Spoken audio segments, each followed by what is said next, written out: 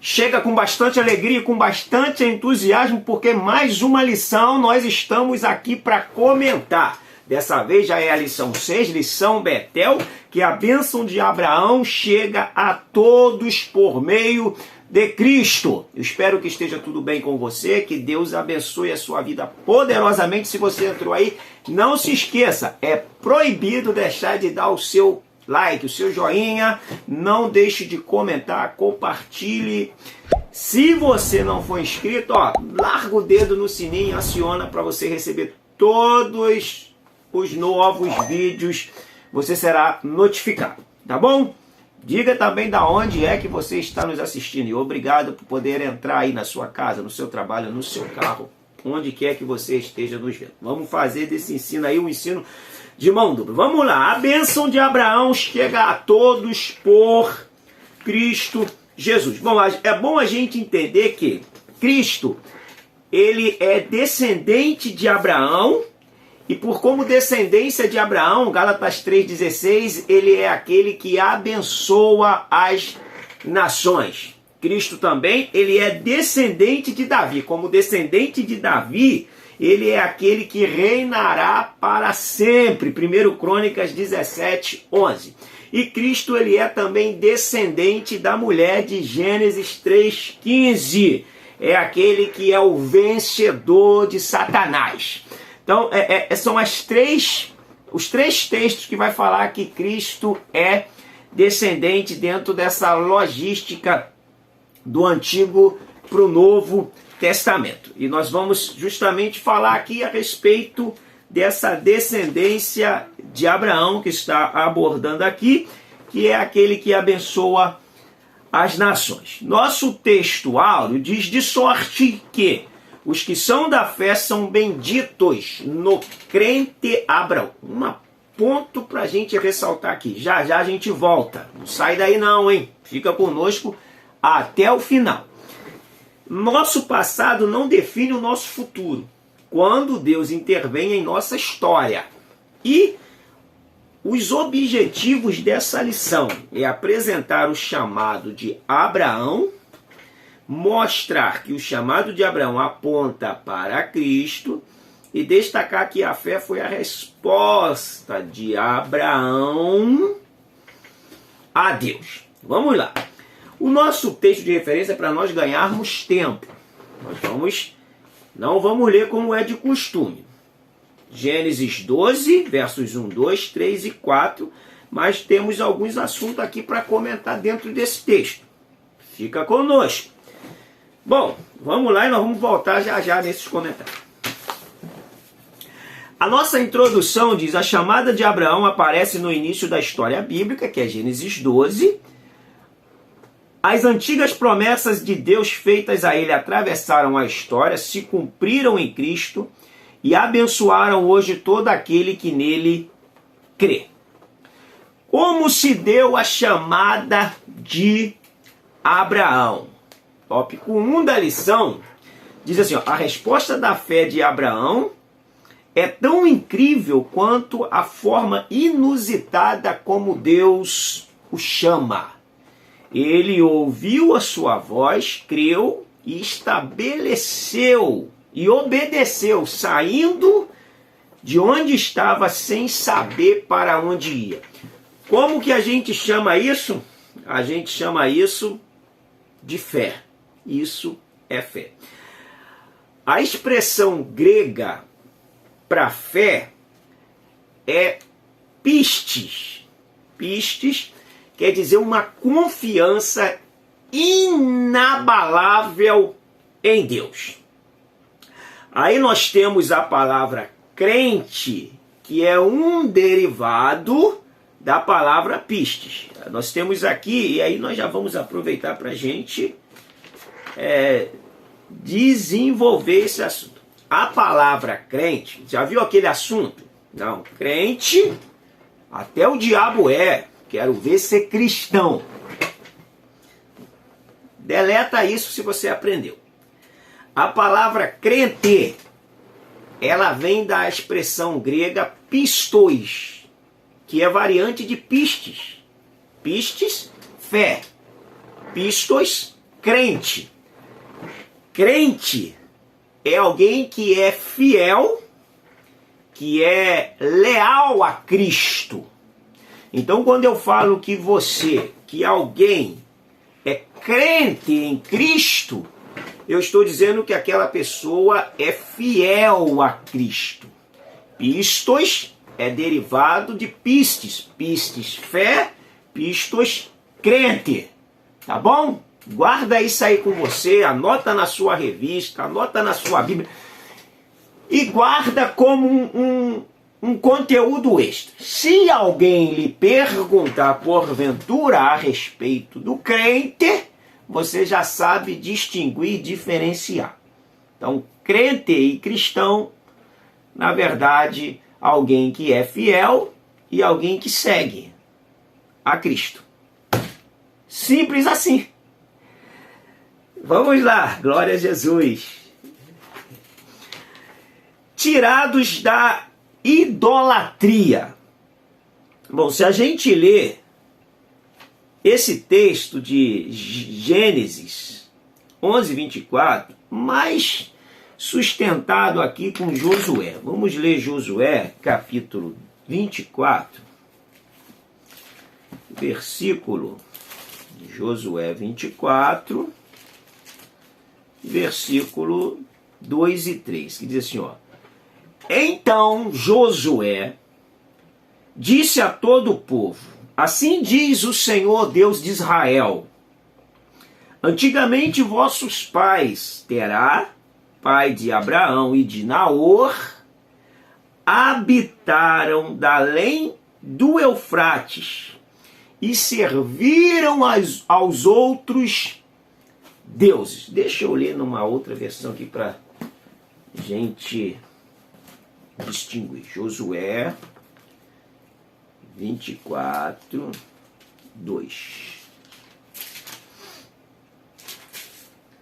Diz assim, ó: Então Josué disse a todo o povo: Assim diz o Senhor Deus de Israel: Do outro lado do rio habitaram antigamente vossos pais, isto é, Terá, pai de Abrão e de Naor, e serviram a outros deuses. Praticamente idêntico. Essa versão que eu acabei de ler é LTT. Deixa eu ver uma outra versão aqui para a gente comparar. Josué, vou ler aqui na BTX. A BTX 24, 2, né? Vamos lá. E Josué disse a todo o povo: Assim diz Yahvé, Deus de Israel: No outro lado do rio habitaram antigamente vossos pais, Terá, pai de Abrão e de Naor, e eles serviam a outros deuses. Aqui está dizendo que eles serviram, aqui está dizendo que eles serviam a outros deuses. Vamos lá.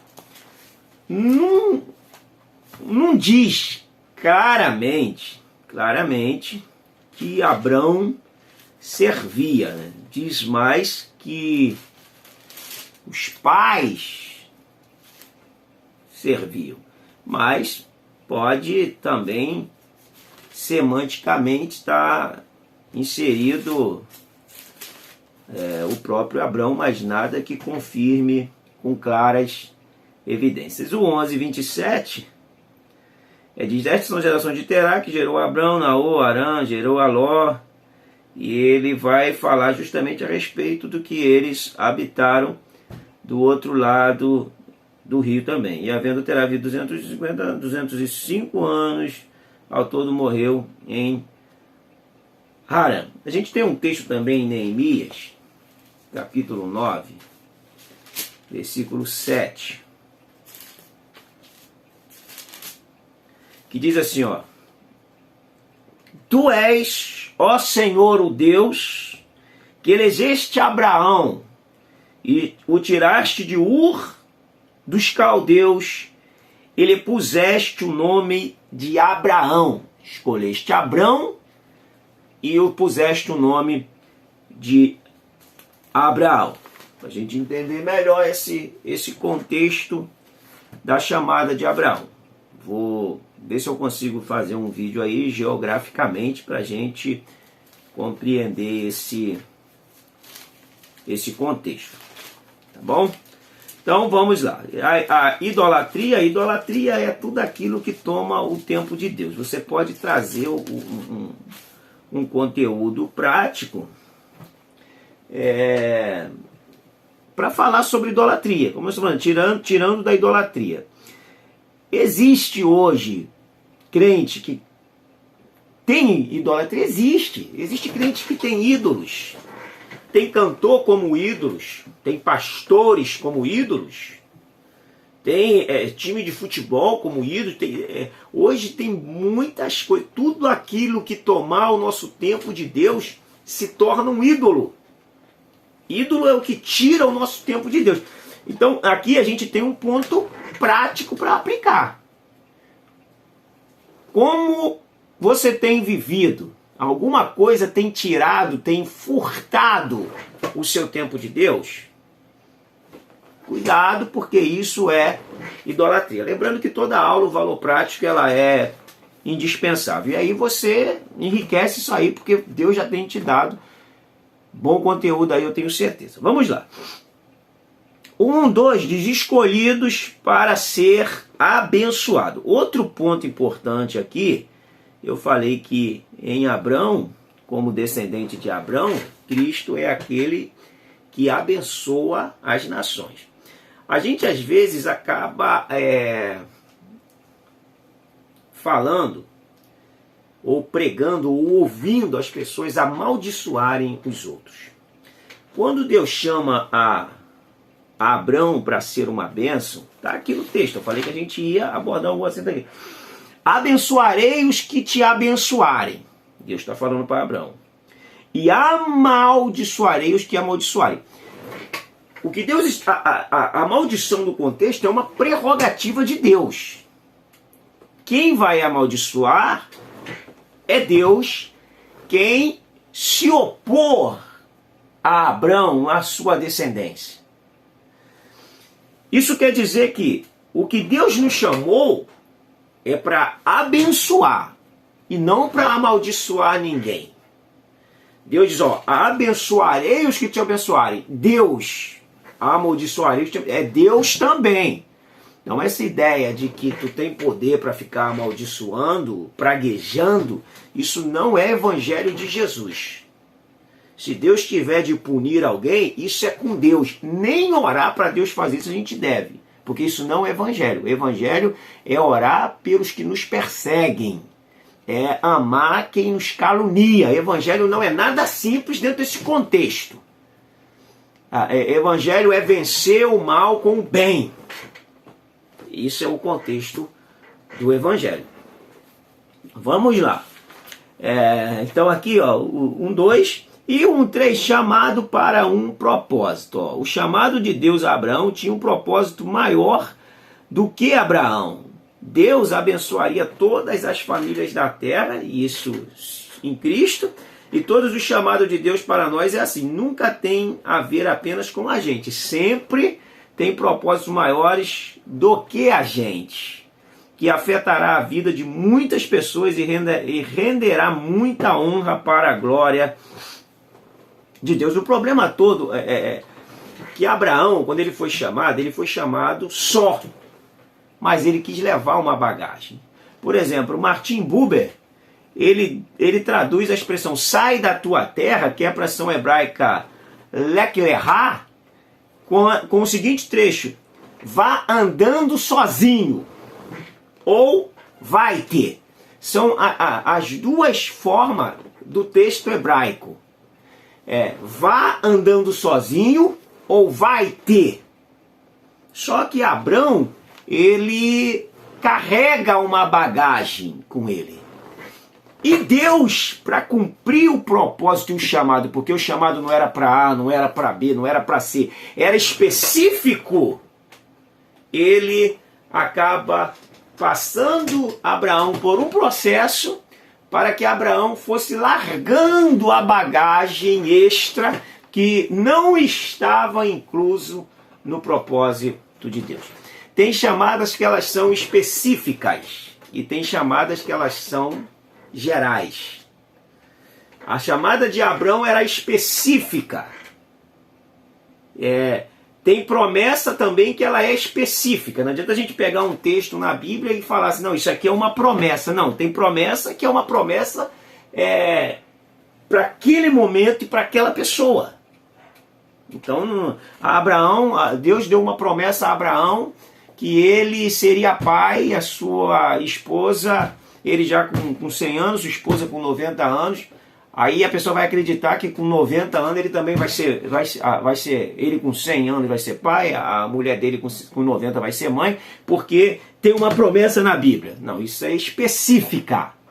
Não tem como se situar no texto, porque é uma chamada específica. Ainda que Deus possa fazer, mas não tem como balizar dentro de um texto, porque é promessa específica.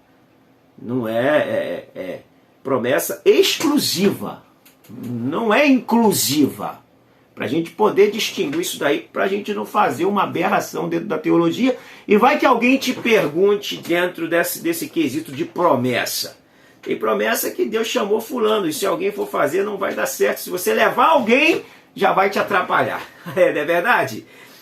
Você já passou por esse momento de você ir fazer algo e levar alguém e alguém atrapalhar aquele assunto ali e acabar você vendo se frustrar algo que você ia fazer? Se já passou, deixe o seu comentário aí e não deixe de fazer também esse comentário na sala de aula com os alunos, porque isso dinamiza a sua aula e te iguala aos seus alunos. Vamos lá. O chamado é importantíssimo, de Abraão para Cristo. O chamado de Abraão 2 apontava para Cristo, e Paulo explica isso em Gálatas e Romanos de forma ampla.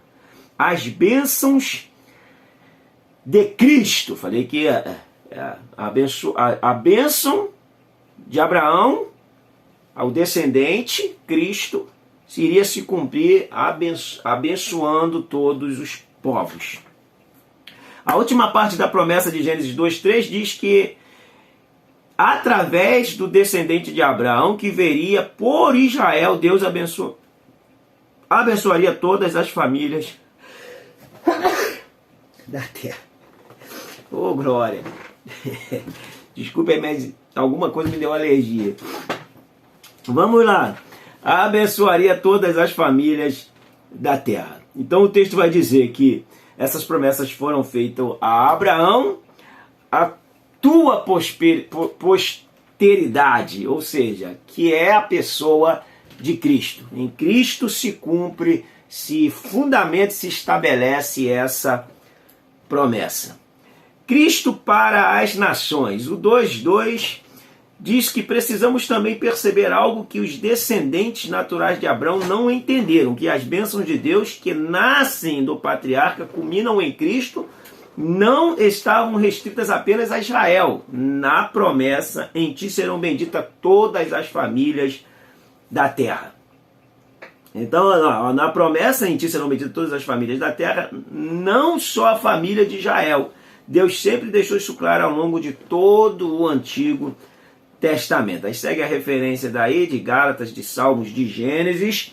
E Deus sempre deixou claro ao longo de todo o Antigo, mas Israel, em razão do seu orgulho racial, sempre viu os gentios como excluídos da graça de Deus. E Deus sempre colocou gentio no arraial de Israel, justamente para mostrar ali a graça de Deus já atuando no Antigo Testamento. Então Cristo para as nações, desde o Antigo, ele já vem demonstrando esse cuidado e esse zelo com todos os povos para ser abençoado em Cristo. O 2:3 diz uma mensagem abundante. No Novo Testamento nos fala da história da mulher cananeia que implora a Cristo que venha acudir sua filha que está sofrendo com uma possessão demoníaca. Cristo não atende a ela para Cristo não a atende e ela não para de clamar. Então o que acontece? Os discípulos sugerem que Cristo resolva logo o problema dela para serem deixados em paz. Eles querem paz. Então atende logo ela, Cristo. E Cristo responde: deixa primeiro saciar os filhos, porque convém tomar o pão dos filhos e lançá-los aos cachorrinhos. Então primeiro vamos saciar o filho. Se o filho não quiser, infelizmente a gente mata a fome de vocês também. Os filhos, neste caso de Israel, é Cristo.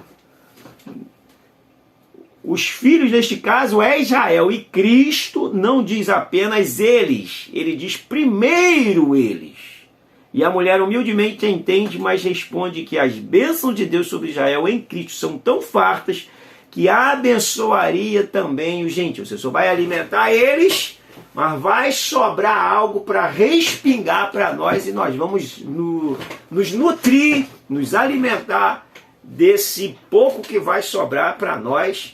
E esse pouco que sobrou para nós é o suficiente para nos lavar, nos salvar, nos remir, nos libertar e nos santificar, que é o nosso Cristo, a palavra de Cristo, uma vida com Cristo. Isso é uma mesa abundante que Cristo preparou para nós. Glória ao Cristo, Redentor das nossas almas. Vamos aqui para o 3. A resposta de Abrão à fé. Deus aparece a Abrão mais uma vez, ele, para lhe encorajar, reafirma sua promessa de fazer dele uma grande nação, da qual viria Cristo, que abençoaria todos os povos. O que justificou Abrão é o que nos justifica hoje. O que justificou Abrão? Vamos ver aqui em Romanos capítulo 4.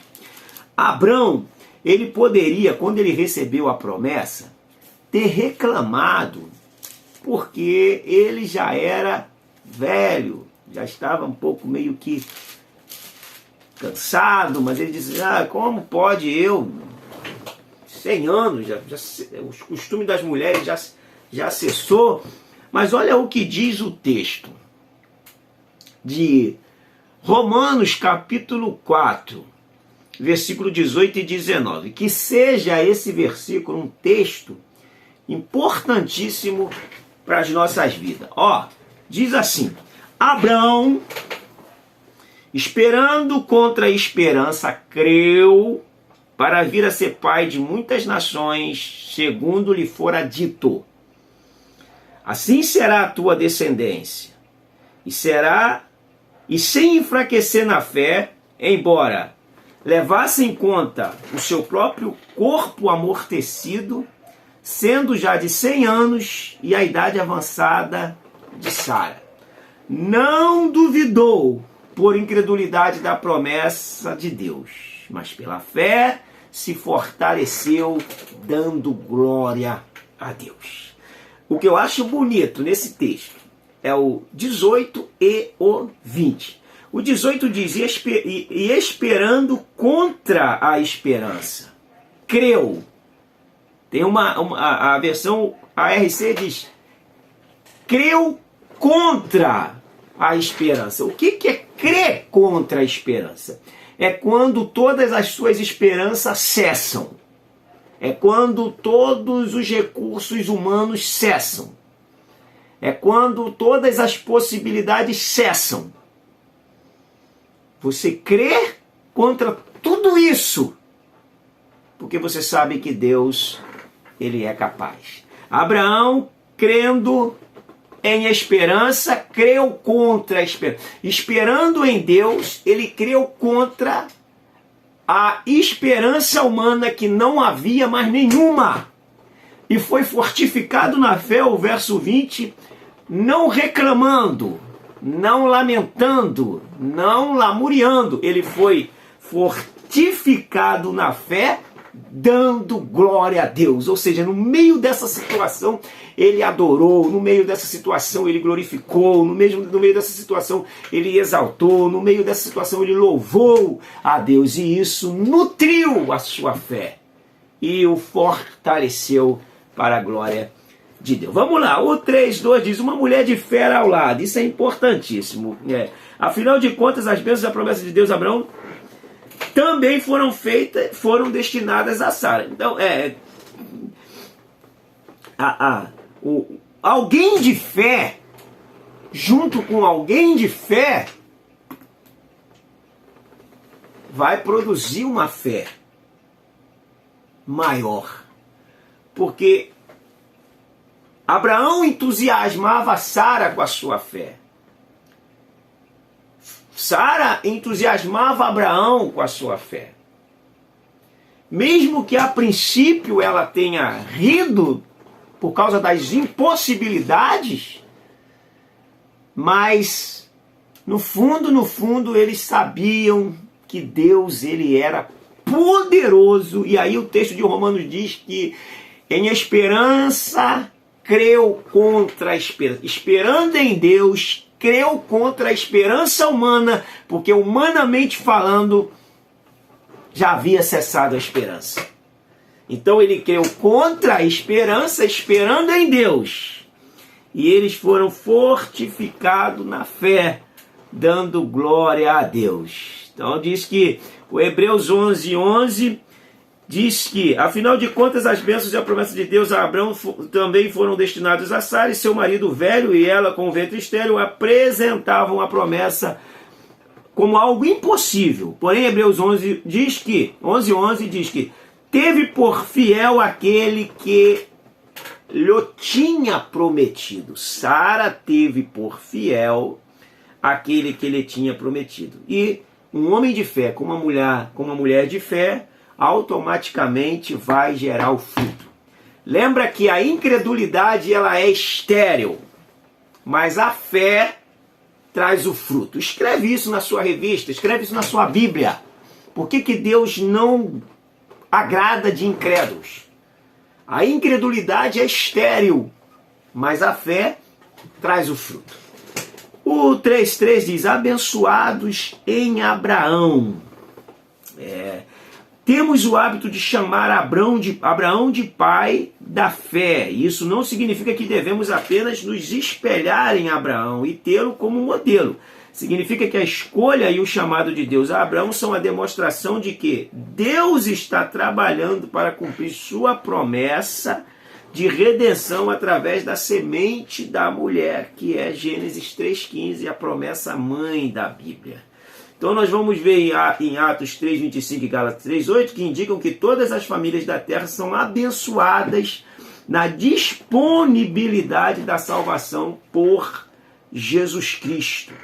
Algo que iniciou em Gênesis 3, a promessa do Redentor.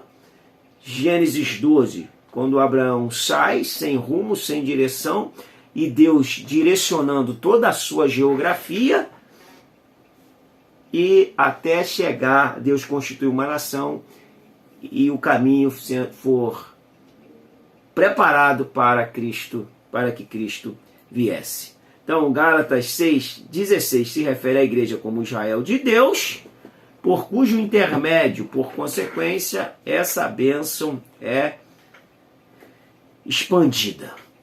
A fé genuína, para nós concluirmos aqui, a fé genuína nasce em nosso coração a partir do anúncio do Evangelho como dádiva de Deus. Mas esta fé ainda que verdadeira passa por provas de fogo, enquanto estamos peregrinando neste mundo. Isto veremos na próxima lição.